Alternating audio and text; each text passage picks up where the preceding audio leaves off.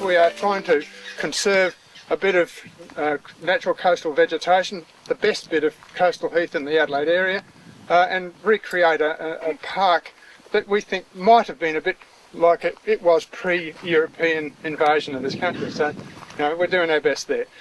If you'd been here in 1990, just after the park was declared, you'd have found the hillsides behind us, as Alan mentioned, covered with olives and a few other nasties like box thorns and cyclops wattles, things that shouldn't have been here. We had the rubbish tip that had been filled in. We had masses of invasive olives, and we had some invasive wattle species that didn't belong in the park. In the 1980s, it was declared a conservation park because there were still some stands of the Acacia victoriae, and there was still quite a lot of good native grasses, and that was why it was turned into a conservation park. Okay. What about the eucalypts? You see some eucalypt trees around here now? There were just a few eucalypts left in the park, but none of them were actually setting any seed. Okay. So we had to find local trees to collect the seed from. For the casuarinas, there weren't any in the park at all. I knew there should have been. I drove around all the local areas and couldn't find any, and eventually found one solitary tree which had just been cut down. Oh. So I went bravely and knocked on the door and said, "Do you mind if I collect seed from your dead and dying casuarina?" He said no. So I collected as much as I could. So that was the beginning of where we got our seed from. Members of the group have been collecting seeds, raising seedlings, planting and clearing out weeds on a regular basis for over 30 years. And over that time, the whole area has been transformed.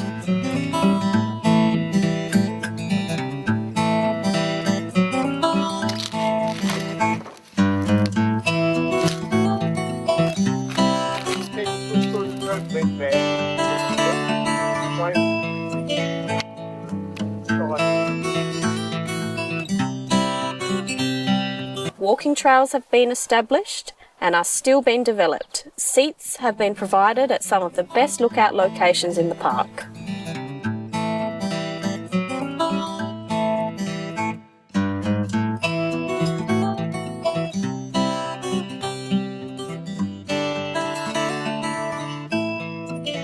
And we are currently enhancing the botanical trail with nameplates that identify significant plants.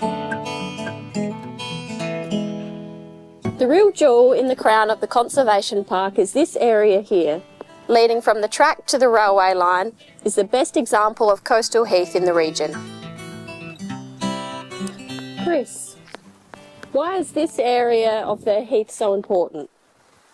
This is a unique glimpse of what the coastal heath was like prior to white settlement. If you look closely, you'll find that there are many rare and beautiful plants and flowers that have adapted and survived in this windswept environment with all this clay, rocky soil. It's fantastic. And I know when you look at the heath, it looks drab and uninteresting. But when you look closely, you find that there are some stunning plants. The grasses and understory plants start developing, and with them comes insect and bird life. The happy wanderer butterfly is not native, but they're very beautiful.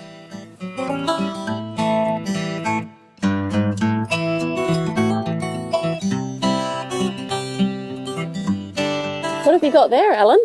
Oh, there's a mistletoe bird sitting on a branch of a tree over there. They're really special birds, and we've even noticed some nesting in a patch of acacias below the landfill. What we're seeing here is a greater diversity of bird life as the trees are starting to mature. The crested pigeons feed on the grasses. There are several species of honeyeaters, cuckoo shrikes, silvereye, wattlebirds, and we've even seen a pair of black-shouldered kites. Not to mention the more common birds such as ravens, magpies, lorikeets and many more. It's particularly encouraging to see some of the smaller birds returning as more dense vegetation expands. I reckon I've counted about 30 different species up here.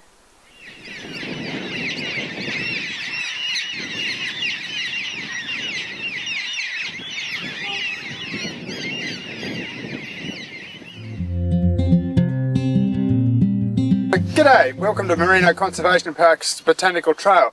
Why don't you come along with me for a walk and I'll show you some of the highlights.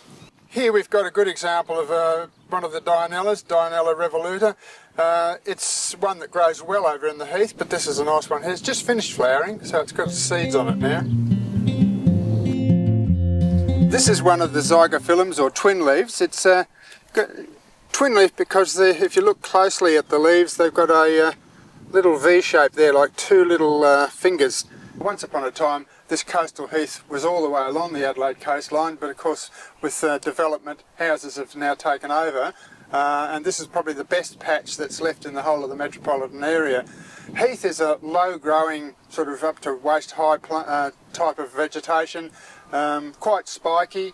A lot of the year it doesn't look much good, but in springtime it's just a massive colour with all the flowers coming out. There's some gorgeous little plants down there that you've really got to get down and look very closely to find them. Here we've got an example of one of the two mistletoes that grows in the park. This is the narrow-leafed form. Earlier in the track we would have passed a broader leaf one. It's a plant that grows on some of the trees here. Some people believe that mistletoe kills the trees. It's a parasitic plant and therefore there's no reason for it to kill the tree. In fact, it survives while the tree's alive. If the tree does die, it will die too. It's spread by the mistletoe bird, and we've got mistletoe birds in the park. They eat the berries. They wipe their bottoms on the branches of the trees, and the berries stick to the branches, and that's how the mistletoe gets spread from tree to tree.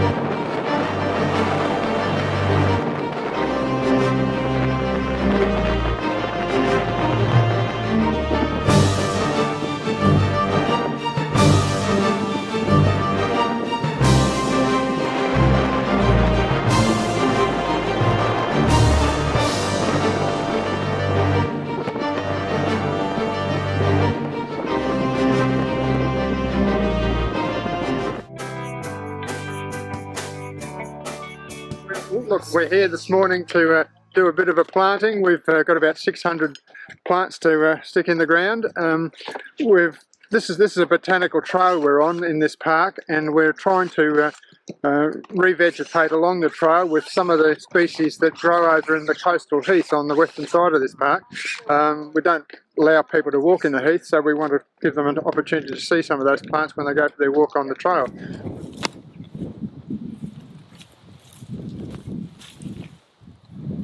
So that's an old one that's re-sprouted from a bit of rootstock that was still left in the ground. So it is critical that we get as much of the plant out as possible. Good morning, we're up here at Marino Conservation Park this morning to have a look at these guys here from seeding natives. They're going to do some direct seeding of some native grasses on the old landfill site in the conservation park here. We got a grant from Green Adelaide to do this work. So far they've cleared all the weeds that were on the landfill, so it's now bare earth ready to do the direct seeding, and we're hoping that if this is successful we'll have an area of about 1.5 hectares up here of native grasses in a couple of years' time. Basically I've been mixing the seed over here. Right. We have our base mix, and this is where we put in a bag of seed and a bag of shavings, mix it up, and you get something a little like that. And so the shavings are to break up the seed a bit, stop them from clumping together and make them flow a bit better. And hopefully it doesn't blow it away with the wind we've got a bit of today.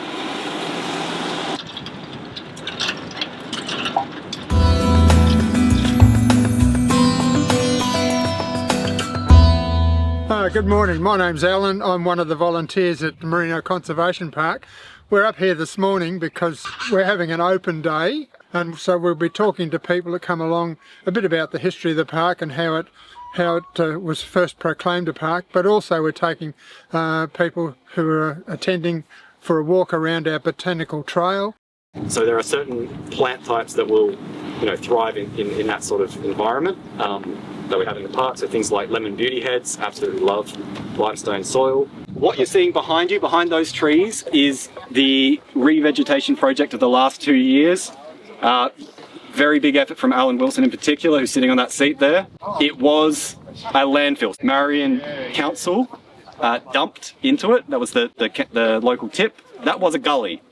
That flat section you see there was a gully, much like the ones we've walked through. And actually, if you look in the north part of the park, you'll actually see the continuation of the gully. For the last 50 years, that's been weeds, basically, about as tall as I am.